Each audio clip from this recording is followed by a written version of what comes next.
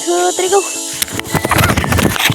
Hi guys! Welcome to my vlog. Abay, ito na nga ang kaganapan sa aming pag-uwi. Ipapakita ko po sa inyo ang isa pang daanan pababa ng bundok. Abay, maaga pa nga lang ay gumayak na kami para hindi mainit. Pero dahil dito tayo sa bundok, napakataas na ng tirik ng araw, kaya kung titingnan ay tanghali na. Ayho, napakahaba naman kasi. 1 oras at kalahati nga ang lakad namin pababa ng bundok. Ay makikita mo nga riyan ang pagkahirap-hirap na daanan at iba-iba ang uri ng iyong matadaanan. Abay, madulas pa nga ang daan dahil mahamog pa ang kapaligiran at kasama pala sa pagbaba ng bundok at dumaan sa basakan. Abay, ako nga'y napapahinga dyan dahil marami akong nakikita na kuhol. Ito ata ang kuhol na kinakain. Abay, gusto ko nga sanang manguha kaso lang ay malayo pa nga aming lalakarin. Sa sobrang ang haba na ng aming nilakad ay minabuti muna naming magpahinga. Abay, itong isang to ay parelax-relax lang habang kami ay naliligo na sa pawis ng kanyang papa. Nagtuturo-turo pa nga daw ng kalabaw. Abay, makikita nyo nga rin na may dinaanan kaming isang hanging bridge dyan.